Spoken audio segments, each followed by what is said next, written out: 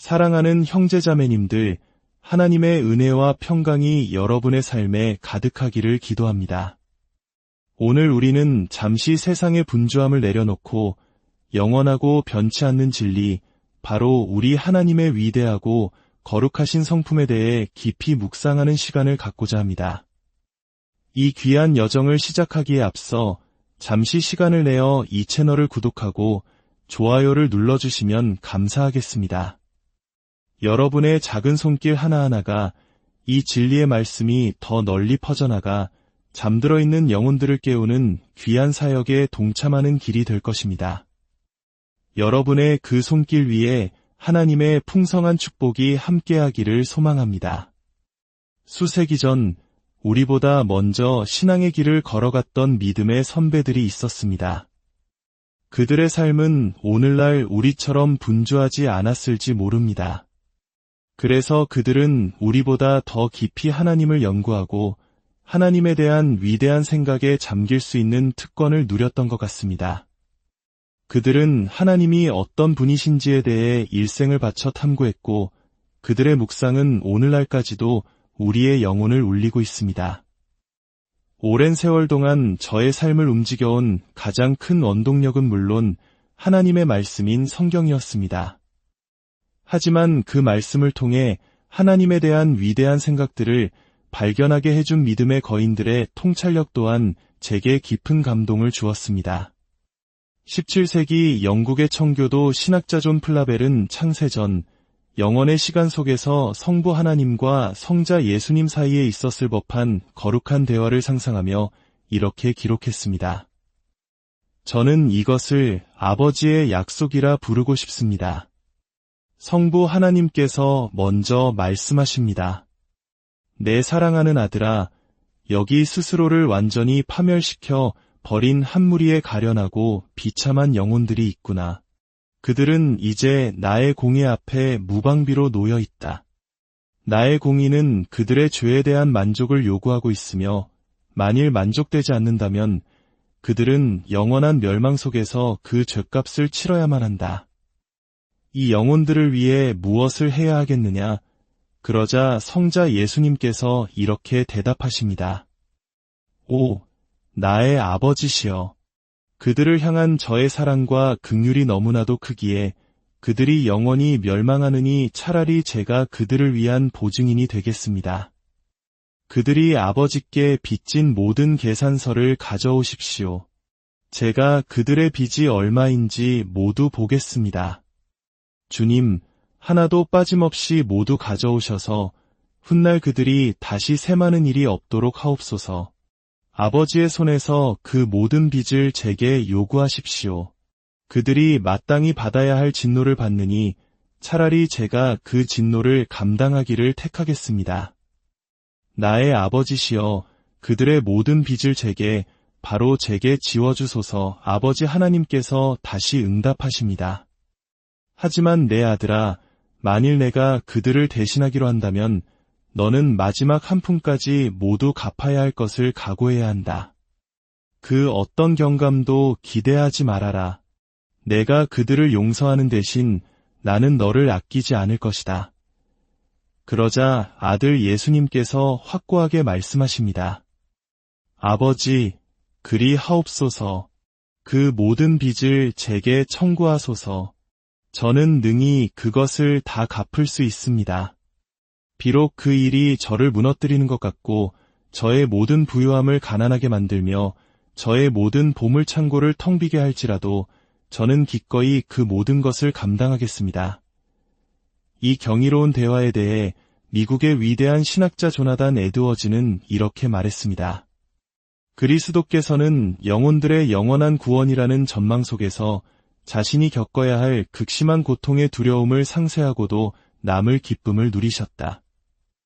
수많은 물도 그의 사랑을 끌 수 없었고 홍수라도 그 사랑을 삼킬 수 없었으니 그의 사랑은 죽음보다 강하고 그 참혹한 죽음의 극심한 고통과 고난보다도 강했기 때문이다. 19세기 영국의 위대한 설교가 찰스 스펄전은 이 하나님의 사랑에 대해 이렇게 덧붙였습니다. 우리가 먼저 하나님께 사람을 보내지 않았습니다. 하나님께서 우리에게 오셨습니다. 만일 우리가 죄를 지은 후에 다 함께 무릎을 꿇고 아버지, 우리를 용서하소서라고 울부짖었다고 상상해 보십시오. 만일 우리가 날마다 수많은 눈물과 부르짖음으로 하나님의 용서를 간청하고 애원했다면 그때 하나님께서 우리를 용서할 길을 마련해 주신 것만으로도 그것은 위대한 사랑이었을 것입니다. 하지만 진실은 정반대였습니다. 하나님께서 우리에게 평화의 대사를 보내셨습니다. 우리는 그분께 아무도 보내지 않았습니다. 인간은 하나님께 등을 돌리고 점점 더 멀어져 갔으며 자신의 가장 좋은 친구이신 그분께로 얼굴을 돌릴 생각조차 하지 않았습니다. 구원을 위해 하나님께 구걸한 것은 인간이 아니었습니다. 감히 말씀드리자면 마치 영원하신 하나님 자신이 그의 피조물에게 구원받으라고 애원하시는 것과 같았습니다. 예수 그리스도는 찾아지기 위해 세상에 오신 것이 아니라 잃어버린 자를 찾아 구원하기 위해 오셨습니다. 모든 것은 그분으로부터 시작되었습니다. 이처럼 위대한 생각들, 하나님에 대한 깊고 장엄한 사색들이 바로 우리의 신앙을 지탱하는 기둥이 되어야 합니다.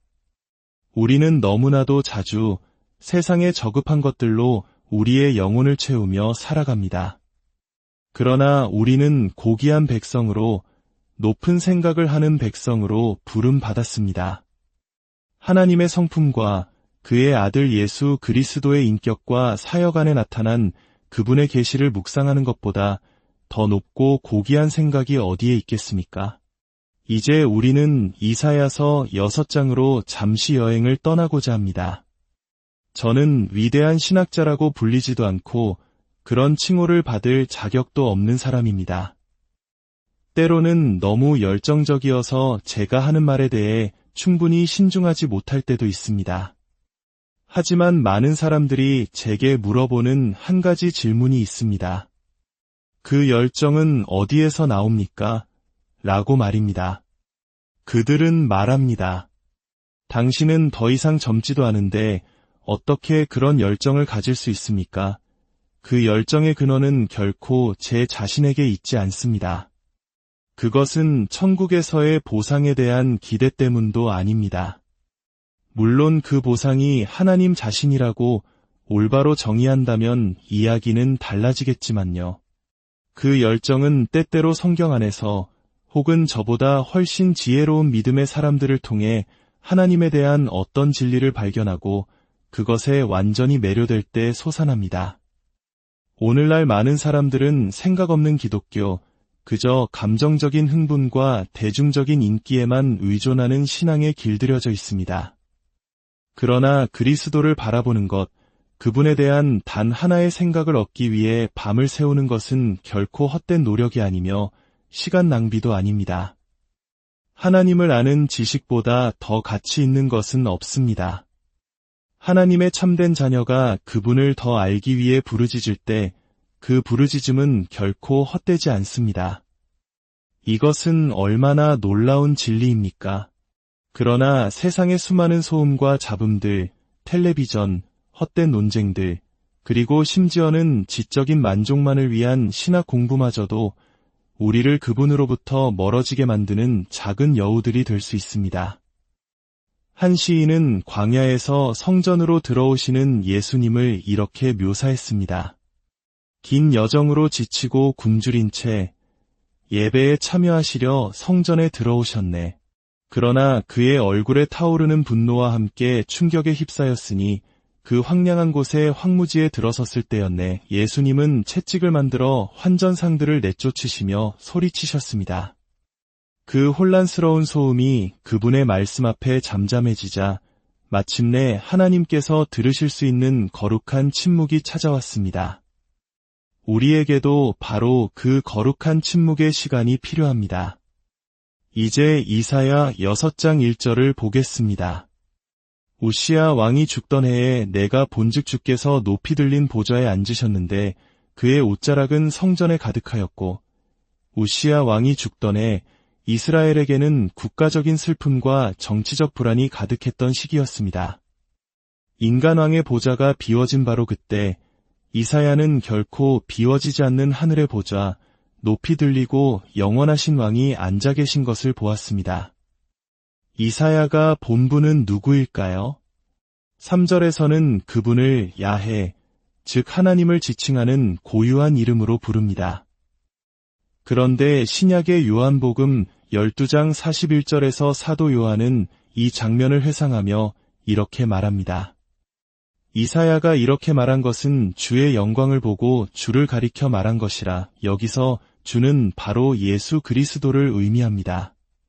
즉, 구약의 선지자 이사야가 보았던 지극히 높으신 야훼 하나님의 영광은 바로 성육신 이전의 아들 예수 그리스도의 영광이었던 것입니다. 이것은 놀라운 진리입니다. 아버지는 아들을 통해 창조하셨고 아들을 통해 세상을 유지하시며 아들을 통해 자신을 계시하시고 아들을 통해 구속하시며 아들을 통해 모든 사람을 심판하실 것입니다. 온 우주는 철저히 그리스도 중심적입니다. 존재 자체가 영광이신 분, 그분의 본질을 완전히 본 사람은 아무도 없습니다.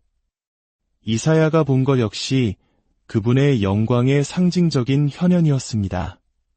그러나 그 작은 섬광과도 같은 계시만으로도 그곳에 있던 모든 존재는 압도당했습니다. 생각해 보십시오. 천국의 황금길이나 진주문과 같은 유한한 대상들은 언젠가 완전히 탐색되고 알려질 수 있습니다. 그러나 영원이라는 시간 속에서도 우리는 결코 하나님의 무한하심을 완전히 알 수 없습니다. 그분을 알아가는 것이야말로 천국의 영원한 주제이자 기쁨입니다. 그리고 그 여정은 우리가 회심한 그날 이미 시작되었습니다. 영생은 곧 유일하신 참 하나님과 그가 보내신 자 예수 그리스도를 아는 것이니이다. 하나님은 우리와 같은 존재가 그저 더 커진 분이 아닙니다. 그분은 질적으로 다른, 우리와는 전혀 다른 분입니다. 이것이 바로 거룩함의 궁극적인 의미입니다. 그분은 유일무이하십니다. 이사야는 하나님의 형체나 얼굴을 묘사하려 하지 않았습니다. 그는 보좌와 옷자락과 스랍들에 대해서만 이야기합니다. 이것은 우리가 하나님에 대해 헛된 형상을 만들지 말아야 한다는 중요한 교훈을 줍니다. 성경의 저자들이 영감 속에서 의도적으로 그분의 외모 묘사를 거부했는데 감히 우리가 어떻게 그분의 모습을 그려낼 수 있겠습니까? 인간의 손으로 만든 그 어떤 아름다운 그림도 그분의 참된 영광 앞에서는 초라한 낙서에 불과합니다. 그런 이미지는 오히려 그분의 무한한 영광을 제안하는 우상이 될 수 있습니다. 2절을 보면 스랍들이 그분 위에 서 있습니다. 스랍은 불타는 자들이라는 의미를 가진 우리가 아는 한 가장 하나님께 가까이 있는 가장 거룩한 피조물입니다. 그들은 각각 6날개를 가지고 있었습니다. 2날개로는 얼굴을 가리고 2날개로는 발을 가리고 나머지 2날개로 날고 있었습니다. 왜 얼굴을 가렸을까요? 그것은 경외의 표현입니다. 하나님의 눈부신 영광을 감히 직접 볼 수 없었기 때문입니다. 천사들의 얼굴이 인간의 얼굴보다 훨씬 아름다울지라도 거룩하신 하나님 앞에서는 부끄러워 그 얼굴을 가릴 수밖에 없었던 것입니다. 왜 발을 가렸을까요? 그것은 겸손의 표현입니다. 그들은 자신들이 창조주가 아닌 피조물임을 인정하는 것입니다. 아무리 완벽하게 창조된 거룩함이라 할지라도 창조되지 않은 본질적인 거룩함 앞에서는 어둡고 희미한 빛에 불과함을 고백하는 것입니다. 그리고 나머지 2날개로 그들은 날았습니다. 이는 하나님의 명령을 수행할 준비가 되어 있음을 보여줍니다. 여기서 우리는 중요한 교훈을 얻습니다. 우리는 종종 우리의 모든 힘과 열정을 다해 6날개를 모두 펼쳐 하나님을 섬기려고만 합니다. 그러나 스랍들은 우리에게 예배를 위해 날개를 접어야 할 때가 있음을 가르칩니다.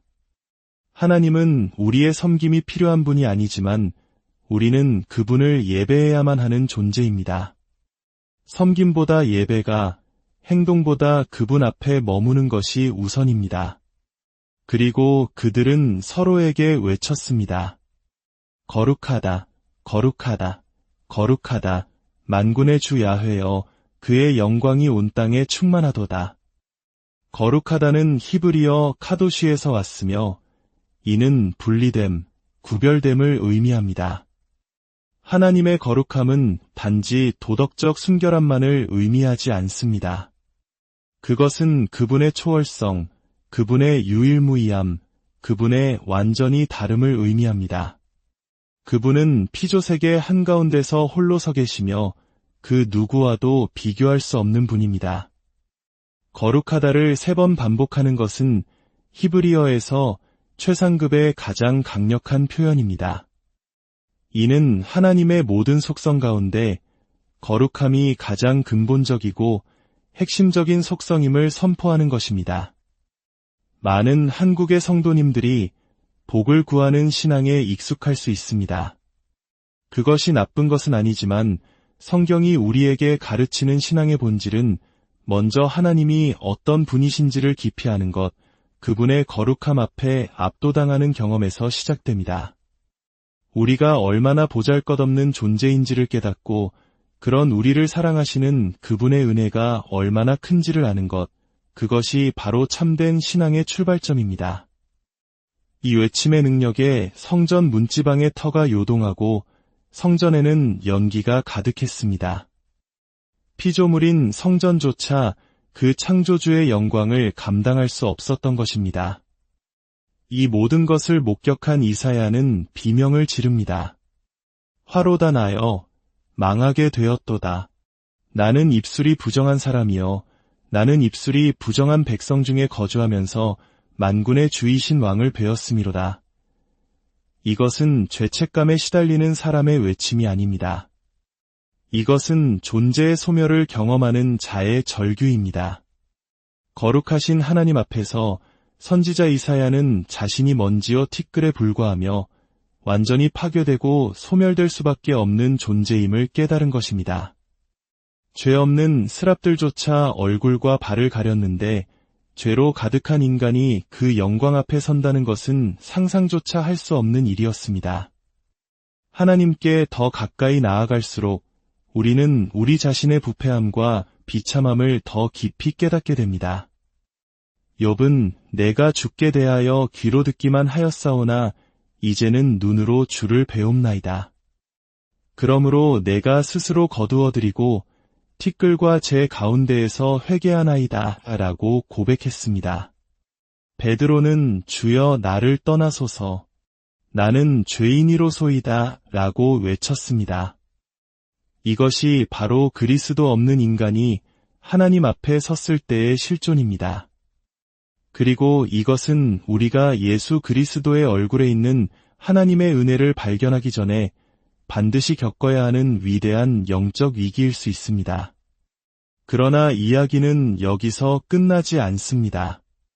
성부 하나님께서는 내 백성은 부정하고 그들은 희생제물 없이는 내 공의 앞에서 멸망할 것이다 라고 말씀하셨습니다.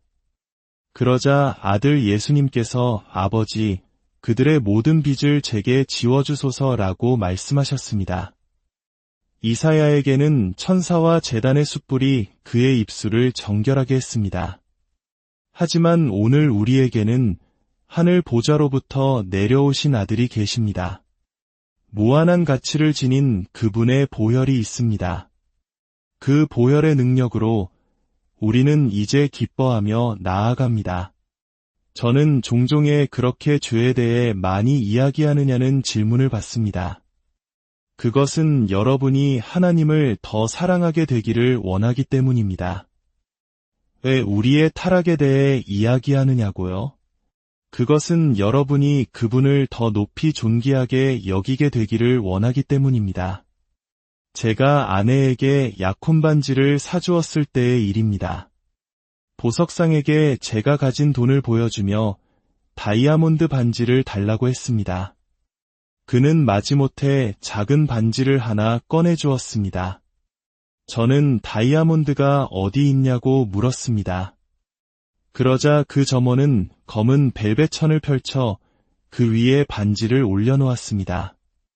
그 어두운 배경 위에서 아주 작은 다이아몬드가 비로소 찬란하게 빛나는 것을 볼 수 있었습니다. 아, 저기 있었군요. 저것으로 사겠습니다. 우리의 죄와 타락이라는 검은 벨벳을 깊이 이해할 때 비로소 우리를 향한 하나님의 은혜라는 다이아몬드가 얼마나 눈부시게 빛나는지를 깨닫게 되는 것입니다. 우리의 죄인됨을 깊이 알수록 구원자이신 주님의 영광은 더욱 커 보입니다. 모든 육체는 낮아지고 모든 사람은 거짓되다 할지라도 오직 하나님만이 참되시고 영광 받으시옵소서. 이분이 바로 여러분의 하나님이십니다. 우리는 마땅히 그분을 찾고 그분을 알고 그분을 경외하며 그분을 사랑해야 합니다.